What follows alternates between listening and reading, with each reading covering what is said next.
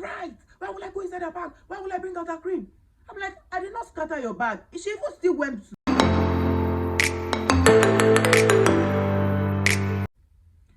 The other nanny that came, like my situation went from fry pan to fire. That one was even worse. This lady came after I gave birth. I gave birth on the 1st of October and she came the next day, very early in the morning. And she came, the first thing I noticed was a fragrance. She was smelling so nice. I was like, oh, thank you. At least I will not have to deal with this smell again. And the first time she came, I think we cooked beans and she ate from that beans. I didn't know she had ulcer and she started rolling on the floor like, oh, her chest. I'm like, what happened? She said it is ulcer, that I should not sack her because of that she'll get ovaries and all of that. And I'm like, how will I sack you because you have a condition? No, I would not do that. I think we gave her milk. I cannot even remember, but it just passed and she was fine at the end of the day and she started working. After I gave birth, before I even gave birth, I was limping. One of my legs was paining me because my midwife told me that my son was on that leg. So I could not walk well. It was a struggle for me to even walk well. I was trying to walk well. I could not. So after I gave birth, it was still like that. So it was even very hard for me to carry.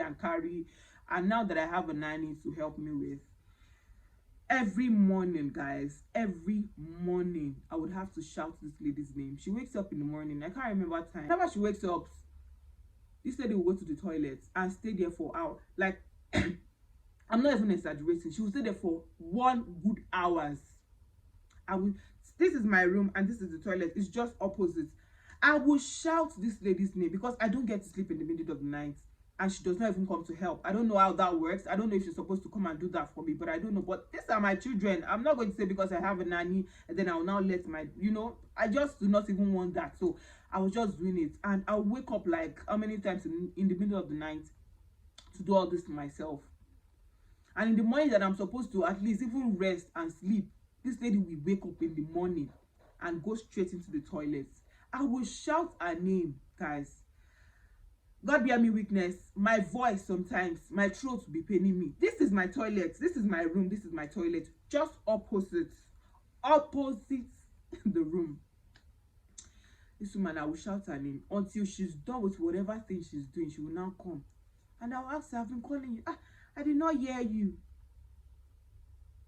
I remember one day I even have to cry because I just looked at the situation like, if my mother and my mother-in-law was here, I know I'll be enjoying. I'll just be sleeping and be waking up. That one is for sure. You are here that they're even paying you money. You don't want to be useful. Every morning I would have to scream her name. And then I told her, it's like you have issues with your eardrum. It's like it's paining you. She said, no, she's fine, no. That there's nothing wrong with her ear. I'll call you every morning. There's something wrong with your ear. Or maybe you're just doing it intentional. She will smile and go. One day, my daughter, Adora, I noticed that she had this is it fungi? I don't even know the name. She had this dead things on her teeth.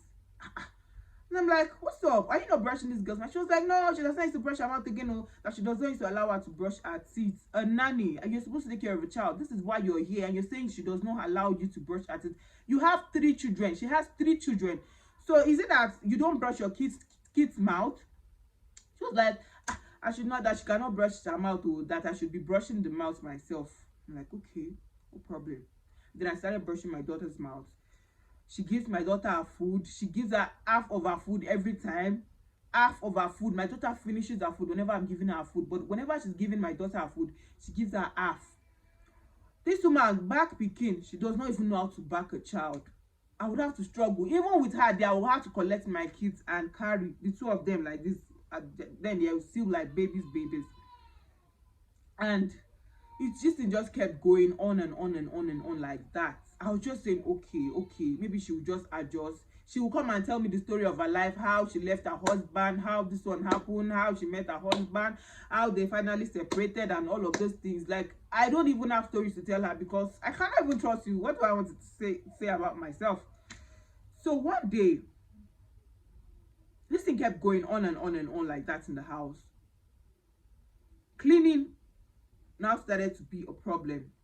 You will finish cleaning and the adora has just messed, because in my house, even now, if my children messes the house up, I would have to rearrange, I would have to tidy up that, because I'm not always comfortable with scattered environments. I am not always comfortable. I just, you know, that fresh air that comes with well arranged house. And it just kept going on and on like that. You would see her, she would leave this place instead of arranging, sweeping the house. She's one day, I even told her one day like that, the children, like, because she goes to bed very early, if the children are sleeping, or even if they're not sleeping, she would just leave me and go and sleep. My husband was like, "Wow, call her." I would just tell her, "What? Just leave her alone. They are my children. No nanny can take care of your child like you. Nobody can even take care of a child like you." In the situation of Davido and Choma, it is still heartbreaking to me. It is even still very shocking. Like, I cannot explain or even imagine what she's going through. It's not something that I can imagine in my head, because that thing is so it's so traumatizing for her to even remember that she once have a child. Leaving your child to somebody that, like, a total stranger, you don't know these people. They are just I cannot imagine. I can't imagine what Chioma, the mother of that child, is going through. I cannot imagine. And that is why for tomorrow I cannot even bring the nanny to my house, even if I am going out or not going out. I can't. I just pray God just console those people. Like, it is not something to even imagine, something that I would pray or wish for any of my enemies to even go through. I don't have an enemy, by the way, but I cannot imagine. She takes care of them as if I beg, as if they are not paying.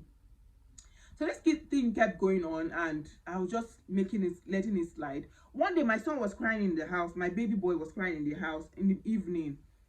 And this man told me that the reason why this boy is crying is because there is a winch in the house. When she said that word, it didn't really sound like bang, bang, bang. But after, I'm like, a winch in the house. So who is the winch? Hey, wait. What is this man trying to say? Before them, I had the dream, but the dream was not clear about her. It was not clear.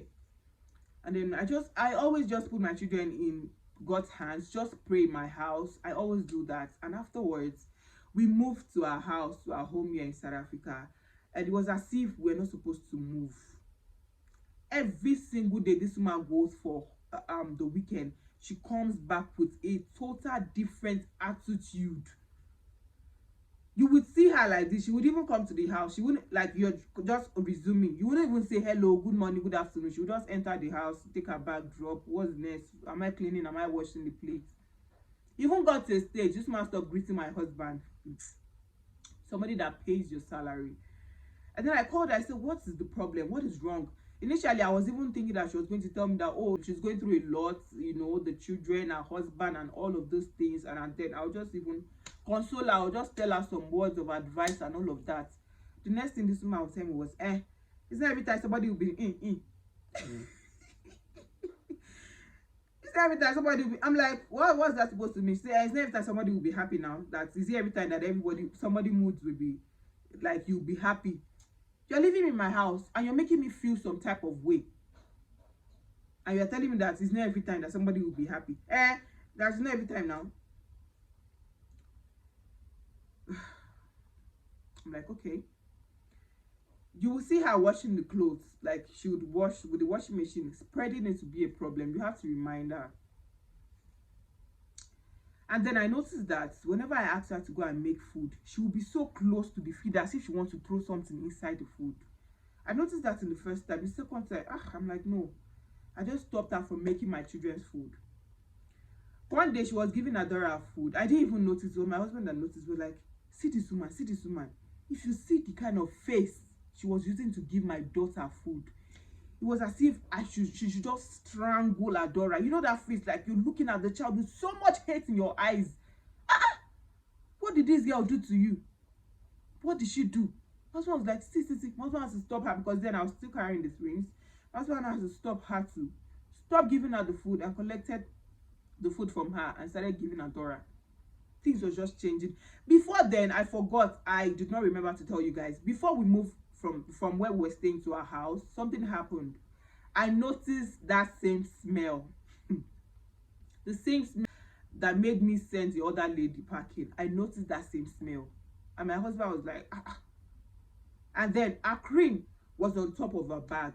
Her cream was on top of her bag. I'm emphasizing on this because she said I was lying, that her cream was inside the bag. In her mind, because she used to hide the cream inside her bag, so she thought she has done that again. And then I saw the cream on top of her bag. I took the cream and opened it. There was stones inside her cream, and it was smelling like that again. And then I went to meet this woman. I confronted her. I'm like, what is inside your cream? If you see how this woman flamed up, like, I am not even exaggerating. You know when a mother is trying to look for a cane to flog a child, like maybe your child did something and you're trying to look for a cane and you're talking like, what did you do? I will. This woman started screaming. She started shouting that what right do I have to go inside her bag? Why will I go inside her bag? Why will I bring her that cream? In my own house. It's all hospital. I just told her now. Hey! In my own house. She said the room and saw that her bag was not scattered though. But she said I scattered the bag to bring out her cream. I was like, what? I was like, eh? So this cold, gentle looking woman can be this violent, because she was shouting as if she was even going to beat me. I was like, and I'm like, calm down. I did not scatter. I'm just asking, what is inside? Why is there stone inside your cream? You are in my house. When I said you are in my house, oh, so because I stay in your house, now you can go to my bag to take my pants and wear. Now you're allowed to wear my bra now because I'm staying in your house. You have the right to.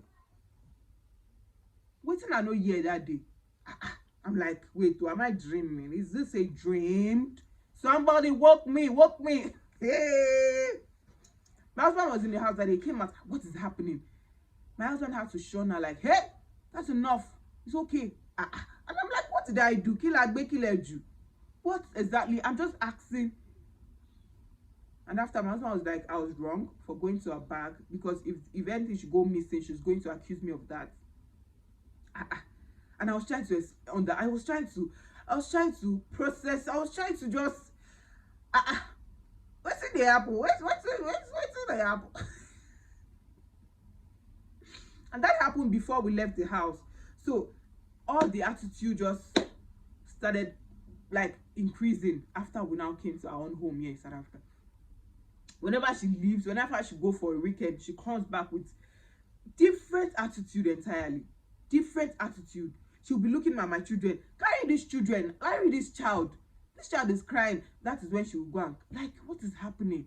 I called my agency and I'm like, I cannot keep up with this. Please, I need somebody else. See what's going on. And she was like, oh, it is December already. That most of these people, they usually go back to their country and then they come back the next year, being January. That it's not going to be possible for me to get anybody now. That I should just manage her till when people start coming back. And I'm like, okay. And I'm just okay, let me manage this man. Until she finally left for a weekend. And I had this terrible dream. The dream was so terrible that I woke up from the dream with so much fear. I stood up, I started casting and binding. If anybody that knows me knows. I started casting and, because the dream was so terrifying, I was scared. I don't want to talk about the dream, but it was just another revelation that no, this one could not murder. And I just had to. That day, I told my husband, this woman is not coming back to this house. I carried that bag, opened that bag. I dashed her some of my clothes. I just opened that bag.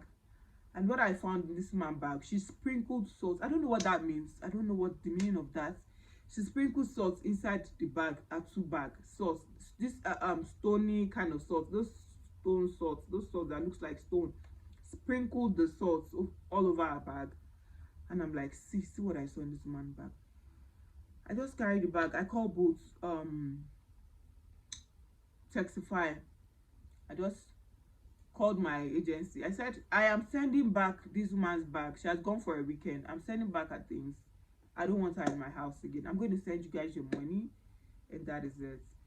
And that was how I just went from getting somebody to, I don't want anybody in my house. The last one that even happened again was, we were looking for somebody because the work was too much for me, guys. It wasn't easy.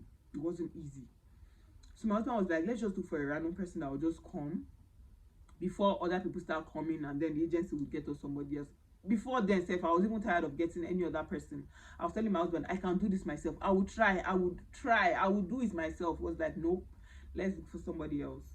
And I told God, I said, anybody that is going to be coming, if that person is going to stress me, God, I don't want to see it. I don't want you to reveal it to me. Reveal it to my husband so that he can get off with this bringing in somebody else. And it happened. It happened. Before we were even talking, I was talking to this man about something. She would say B, she would tell me something else, she would tell my husband something else. We cannot even conclude on a plain note, because I would say, okay, she said this, my husband would say, no, she said that, and I'm like, I don't understand. You've not even started working already, you're lying. You are lying already. I don't get it. Why are you lying? You're telling me A, you're telling my husband B. That one alone concept has just pushed me to like, I beg, I don't want this person. I don't want this person. But my husband was like, let's just manage her, let's manage her. And then I had that prayer, I prayed about it. And the day she was supposed to resume, that same day, my husband had a very terrible dream. And it's funny that she was even the same person that woke him up from the dream. She called so that my husband can send her transport for her to resume that day. And my husband was like, yo, see what I had? I'm like, she is not coming here. I don't want to know. I don't want to even understand anything. This woman is not coming to my house. Please, nobody is coming here again. And that was how I just concluded about getting a nanny or no nanny. I am going to do what? I'm going to do everything by myself. And since December till now, I've been the one taking care of these kids all by myself with the help of my Father in heaven. To the glory of God, I've been the one taking care of these twins. And I'm not saying that you should not get a nanny. If you are lucky having somebody that's lucky, having a nanny that is heaven on earth, you are lucky, because I've heard stories about nanny, and I don't want to be in a situation where somebody will now be saying, if I had known, because that is the greatest regret you can ever have. You can ever, like, you just be wishing that, if I had known, I would have just do this thing by myself instead of involving this person that I do not even know from Adam. So that is why, and that is till tomorrow. I don't want a nanny. I will never have a nanny, and that is just it. So if you stayed this far, I hope you enjoy my story, and I hope you learn. And yeah, please do not forget to subscribe, like, share my videos, and comment in the comment section below. If you have terrible nannies like me, if you have also gone through this this journey of getting a nanny and you're still here, because some people are saying, you cannot just get a nanny like that, you just keep trying and try. Please, I cannot be doing try and test in my home, be putting my children's life at risk because you don't know these people. I cannot do that. So just leave me alone and let me be. So if you've gone through that, please let me know in the comment section below. Let me hear your experiences. And yeah, do not forget to like, share my videos, and comment in the comment section below. I'm gonna see you in my next video. Stay tuned. Bye.